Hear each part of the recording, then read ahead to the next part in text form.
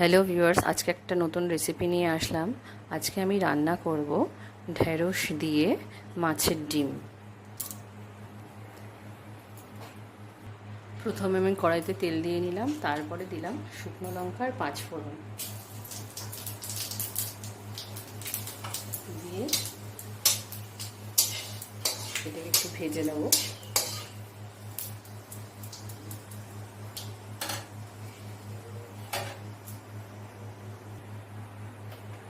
এটা আমার ফোড়নটা ভাজা হয়ে গেছে। এরপর আমি এতে দেবো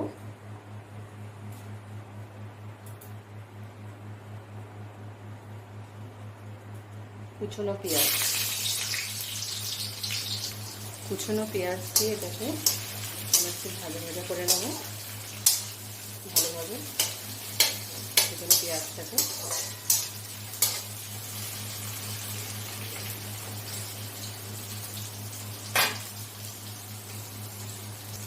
দেখুন পেঁয়াজটা আমার ভাজা ভাজা হয়ে এসছে।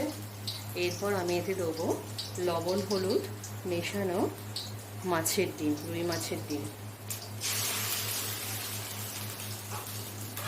দিয়ে এটাকে আমি পেঁয়াজের সঙ্গে ভালো করে ভেজে নেব।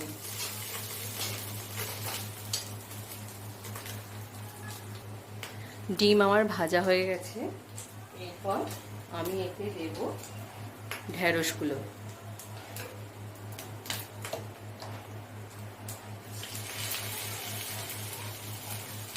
এই ঢেঁড়স দিয়ে দিচ্ছি।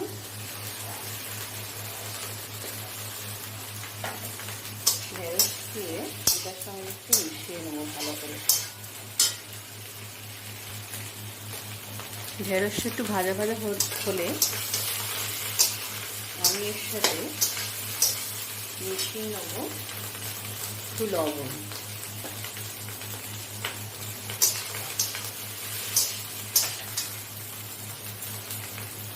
আর দিয়ে দিলাম দুটো কাঁচা লঙ্কা।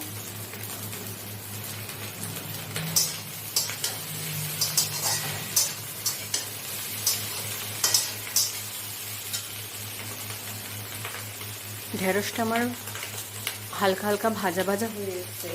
এরপর এতে দেব কুমড়ো আর আলু।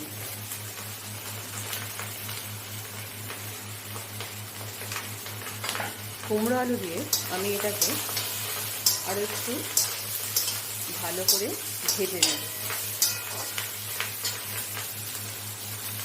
এরপর এতে দেব হলুদের গুঁড়ো। হলুদের গুঁড়ো দিয়ে এটাকে আমি ভালো করে ভেজে নেব।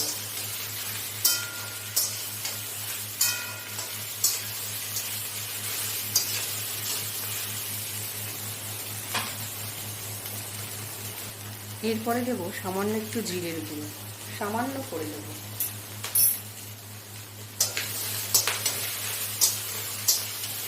দিয়ে এটাকে আমি ভালোভাবে ভেজে নেব।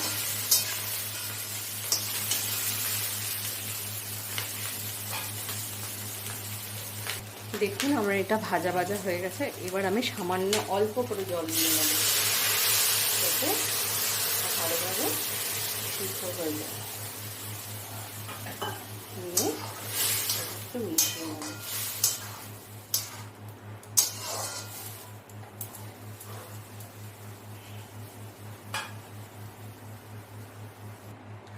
দেখুন আমার রান্নাটা কমপ্লিট। আপনারা সবাই